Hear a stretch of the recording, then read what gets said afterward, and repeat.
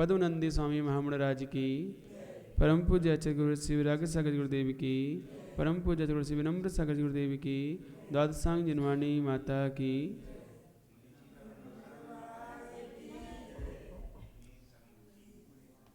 कल इस पद्मनंदी ग्रंथ की व्याख्या करते हुए 40 गाथाएं पूर्ण हुई थी और उसमें मुनि धर्म का विवेचन चल रहा है। धर्मोपदेश नाम का पहला अधिकार और उसमें मुनि धर्म का विवेचन।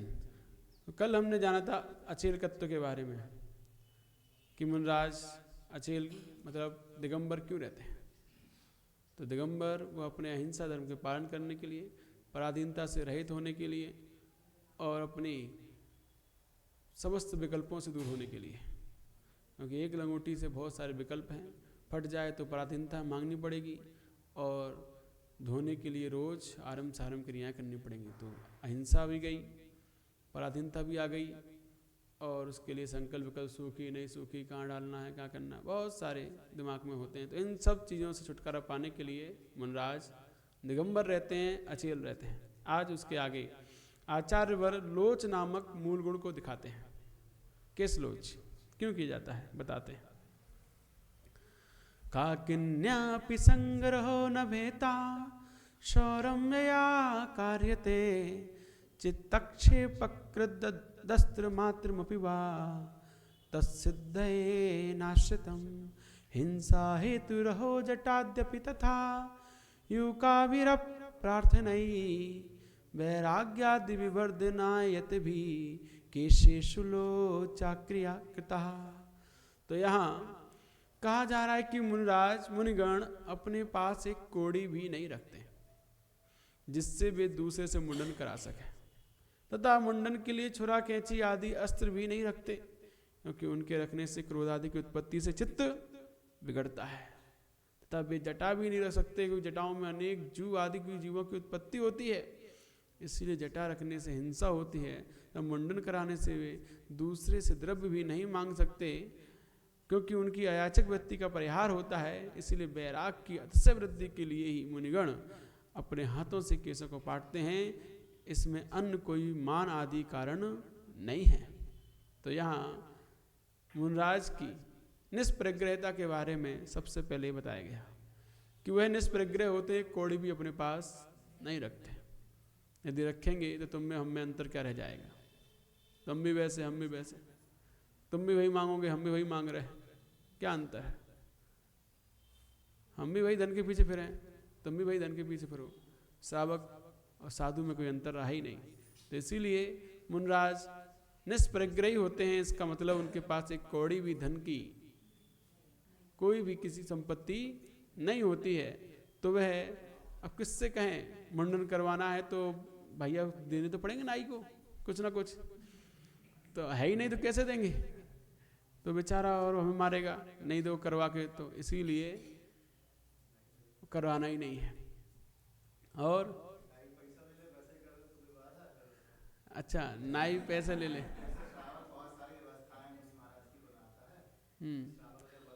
और नहीं बना पाया तो अरे ऐसा है क्या कि जब यदि श्रावक नाई की व्यवस्था बनाएगा तो नाई श्रावक से कहना तो पड़ेगा, याचना तो करनी पड़ेगी। अरे बाल बड़े हो गए हैं, बुला लाओ कल लाओ, सुनेगा नहीं सुनेगा, याचक वृत्ति जाएगी।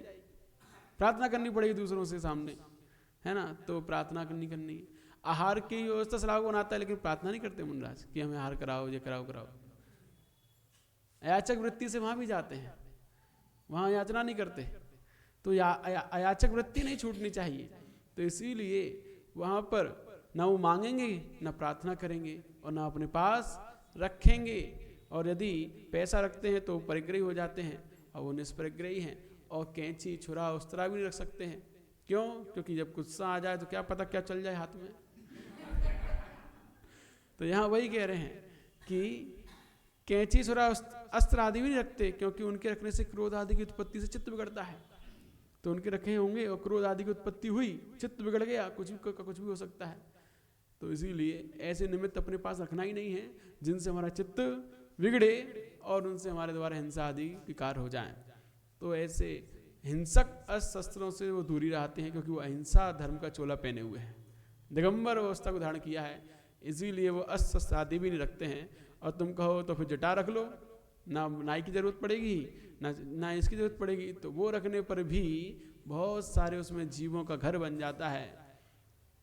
ये बाल जितने ज़्यादा उतने ज़्यादा जीवों का घर, उनके बिल इसमें होते हैं, उतनी ज़्यादा सफाई के लिए शैम्पू साबुन आदि की आवश्यकता पड़ती है, उतना ज़्यादा पानी लगता है, कितना हिंसा होती है।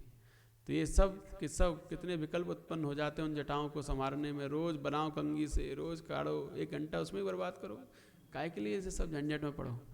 तो इसीलिए दिगंबर मुनराज न जटा रखते हैं, न कोई कैंची अस्त्र रखते हैं जिससे उन्हें वो उनके चित्त बिगड़े, और ना ही किसी से मांगते हैं कि प्रार्थना करते हैं कि हमारे नाई ले आओ, नाई से बनवा दो, कुछ नहीं।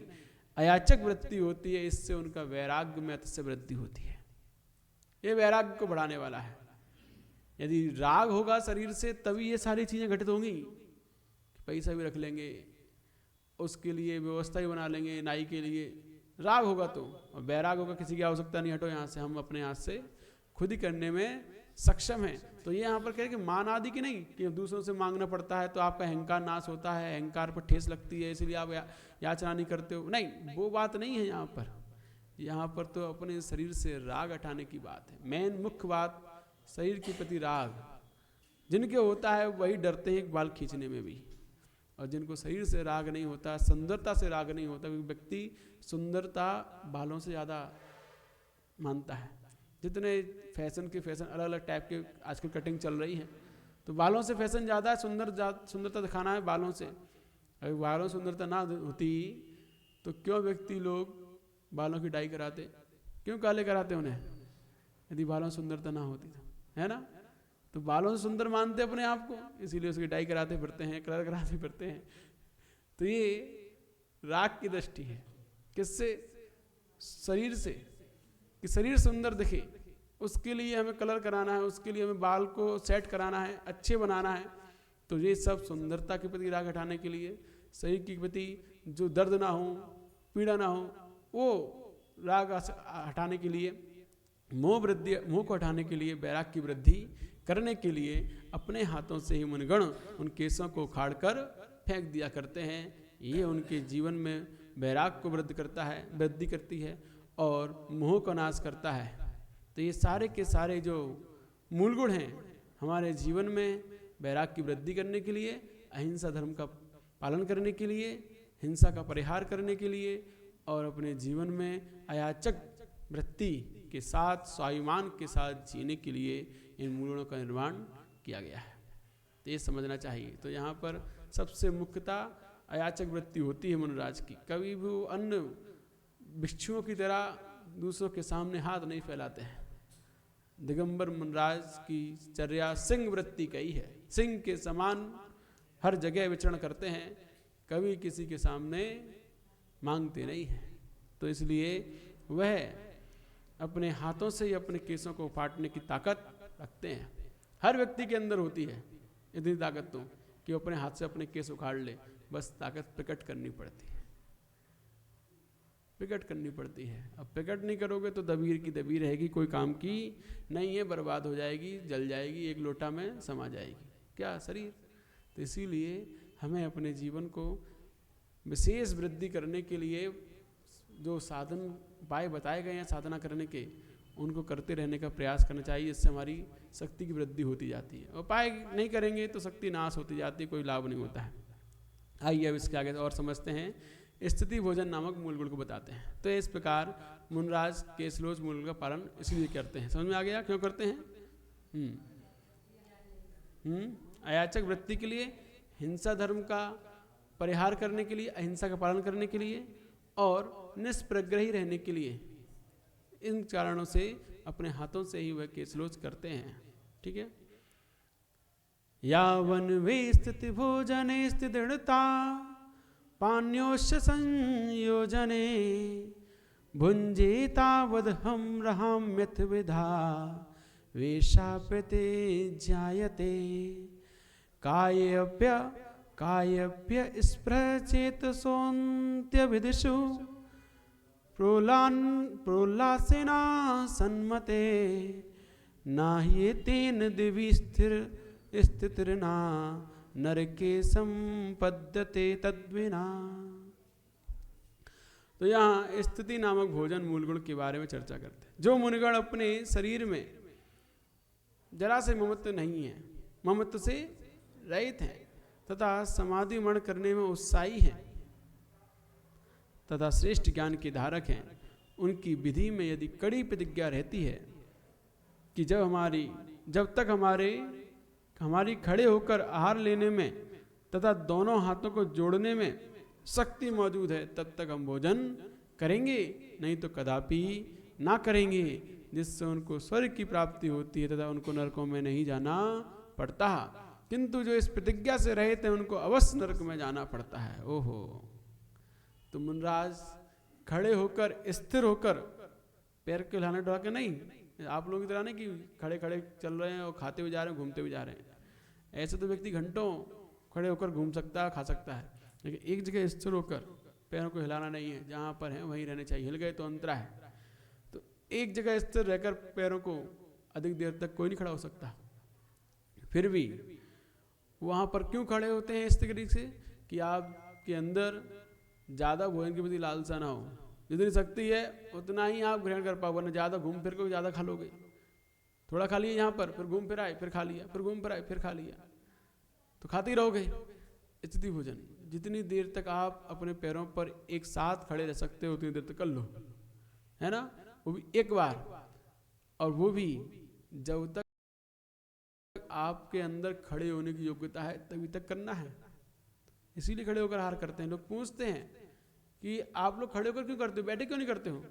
तो खड़े होकर इसीलिए करते हैं मुनराज कि अपने जीवन में निरंतर परीक्षा करते रहते हैं कि हमारे अंदर वो योग्यता है कि नहीं, कि शरीर को आहार देने योग्य शरीर बचा कि नहीं। क्योंकि शरीर तभी तक आहार देने योग्य है जब तक ये अपने पैरों पर खड़ा होने योग्य है, अपने हाथों को अपने आप जोड़ने योग्य है, तब तक ये शरीर आहार देने योग्य है। जिस दिन इस योग्य नहीं रहता उस दिन इसको आहार देना बंद करके समाधि संलेखना प्रारंभ कर दी जाती है। तो इससे हमारे जीवन में कभी भी इस शरीर के प्रति आसक्ति नहीं झलकती है। शरीर के प्रति आसक्ति होने की झलकती है जो चाहिए, चाहे बैठाल के खिलाओ चाहे लेटाल के खिलाओ, हमें तो बस चाहिए, अच्छा अच्छा चाहिए। तो ऐसे लोग का दुर्गति होती है, कभी भी सदगति को प्राप्त नहीं होते। सदगति को वही प्राप्त होते हैं, स्वर्ग आदि संपदाओं को, भूतियों को, रिद्ध हरिदेवों को वही प्राप्त होते हैं जो उत्तम समाधि मरण करते हैं। उत्तम समाधि मरण उन्हीं के होता है जो सचेत अवस्था में अपने भोजन पानी का त्याग करके समाधि संलेखना धारण कर लेते हैं। अचेत अवस्था में पड़े पड़े वो उत्तम समाधि मरण नहीं है। उत्तम समाधि मरण तो वही है जहाँ पर सचेत होते हुए मन पूर्वक, उपयोग पूर्वक प्राणों का त्याग किया जाता है, संबोधन सुनते हुए, समझते हुए, वह उत्तम समाधि होती है। अब वो उत्तम समाधि तभी होती है जब हमारे अंदर शक्ति मौजूद है ना, तब सचेत अवस्था में होती है। तो इसीलिए यहाँ कहा जा रहा है आपके पैरों में जब तक शक्ति है तभी तक खड़े होकर आहार लेना, जिस दिन शक्ति समाप्त समाधि ग्रहण कर लेना। इसीलिए खड़े होकर आहार करने को कहा है आपको, वरना बैठे बैठे आहार तो इस अवस्था में भी हो जाता है ना। तो खड़े होकर आहार करना मुश्किल है। इसलिए अपने जीवन में निरंतर अपने शरीर की शक्ति को भांपने के लिए ये मूल गुण बनाए गए हैं। इस शरीर से राग हटाने के लिए शरीर से साधना करनी है, शरीर को पालना पोसना नहीं है। इसको तब तक पालना पोसना है जब तक साधना के योग्य है। जिस दिन साधना के योग्य नहीं रहा उस दिन इससे कोई काम नहीं, इसको कुछ नहीं खिलाना पिलाना है, इसकी समाधि करनी, नया शरीर लेना है अब, क्योंकि ये योग्य साधना के रहा ही नहीं, तो ऐसे क्यों खिलाया पिलाया जाए। तो जब तक साधना के योग्य है, जब तक खुद अपने पैर पर खड़ा होने योग्य है, तभी तक ऐसे साधना हो सकती है, तब तक हम खुद चल सकते हैं, जा सकते हैं। जिस दिन अपने यहाँ पैर पर खड़े होकर चलना जाना बंद हो गया उस दिन इसको आहार देना भी बंद हो जाता है। इसीलिए मुनराज खड़े होकर स्थिति भोजन आहार किया करते हैं, ये उनका मूल गुण है। तो इस प्रकार जो मूल गुणों के पालन में तत्पर हैं, बाद में उत्तर गुण पालन करते हैं। बताया था ना उस दिन कि जो मूल गुणों के पालन में तो दोष लगा रहे हैं, उत्तर गुण पालन कर रहे हैं।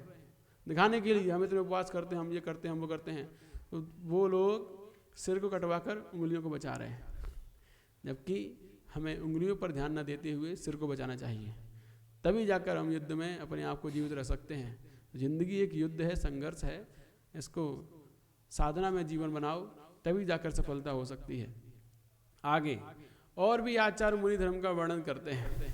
एकस्यापि ममत्वमात्मपुषः स्यात्संसते कारणं कावाय्यार्थ कथा प्रथीयसि तपस्याराध्यमानेऽपि च तद्वास्यां हरिचन्दनेऽपि च संश्लिष्टोऽप्यङ्गतो भिन्नं स्वयमेकमात्मनिदितं पश्यत् यजस्रं मुनिः। यहाँ कहा जा रहा है, विस्तीर्ण तप के आराधन करने पर भी यदि एक अपने शरीर में भी यह मेरा है ऐसा ममत्व हो जावे तो वह ममत्व ही संसार में प्रवहन का कारण हो जाता है। तब यदि शरीर के अतिरिक्त धन धान्य में ममता आ जाएगी तो वह ममता क्या ना करेगी। ओहो, ऐसा जानकर तथा चाहे कोई उनके शरीर में कुल्हाड़ी मारे, चाहे उनके शरीर में चंदन का लेप करे, तो भी कुल्हाड़ी और चंदन में सम होकर मुनिगण क्षीर नीर के समान आत्मा शरीर का संबंध होने पर भी अपने में अपने को निरंतर भिन्न नहीं देखते हैं। तो यहाँ स्वयमेव आत्मनि दितम पश्यन्, तो अपने में अपने से अपने को भिन्न देखना, इस शरीर में ज्ञान के द्वारा अपने से अपने को आत्मा को निरंतर भिन्न जो देखते हैं, वही मुनिगण अपने जीवन में इस शरीर से ममत्व हटा पाते हैं। तो सोचो, विस्तीर्ण तप करने के आराधन पर भी जो विशेष तप कर रहे हैं, बहुत विशेष उत्कृष्ट तप कर रहे हैं, उनका तपों का आराधन कर रहे हैं, चिरकाल के दीक्षित हैं, उनके भी मन में यदि ये आ जाए कि इसे शरीर मेरा है, शरीर के प्रति जरा से राग के भाव आ जाएं, तो संसार प्रवण का कारण हो जाता है। तो उसके अतिरिक्त, शरीर के अतिरिक्त आप बाकी चीज़ें आ जाएं, ये क्षेत्र मेरा है, ये मठ मेरा है, ये समाज मेरी है, आदि आदि, धन धान्य मेरा है, उनकी यदि ममता की भाव आ जाएं तो क्या होगा। धर्म क्षेत्रे किदम पापम वज्रलेपो भविष्यति। धर्म क्षेत्र में आकर भी यदि हम ये ममता ना त्याग पाए तो अब कहाँ त्याग पाएंगे। इसीलिए जो 9वें गृह तक मुनिराज जाते हैं, उनके अंदर कहीं ना कहीं ममत्व भाव किंचित मात्र में रहता ही है। इस कारण से वह 9वें गृह में अटक जाते हैं, वहाँ सम्यक्त नहीं होता है। सम्यक्त के अभाव में मुनि बनकर 9वें गृह तक चले जाते हैं। तो वहाँ ये आ गया ना, ये मेरा है, ये मेरा मन में आ जाता है। शरीर के प्रति ममत्व भाव, कुछ ही के कोई ना कोई ममत्व भाव, राग भाव, मिथ्या तभी तो है जब बैठा है, तो 9वें गृह तक ले जाता है। आपने सोचा होगा, विचार किया, वो मुनिराज 5 पांडव खड़े हुए थे। अब 5 पांडवों में 3 को केवल ज्ञान हुआ, 2 को नहीं हुआ। तो को कहते हैं कि वो भाइयों का राग आ गया, इसकी वजह से उनको केवल ज्ञान न होकर सर्वा सिद्धि हुई, है ना। तो जरा सा भी राग हमारे जीवन में आने पर हमारे संसार प्रवण का कारण बन जाता है। तो इसीलिए जरा सा राग आने पर, वो तो उन्होंने सोचा था कि उनका क्या हो रहा होगा, अपना नहीं सोचा था, हमारा इतना हो रहा है तो उनका क्या हो रहा होगा। वो दया भाव आया था, करुणा भाव, लेकिन किसके कारण से आया था। दया करुणा भी क्या है, ये भी तो ममता है, ये भी तो ममता है, दया करुणा भी।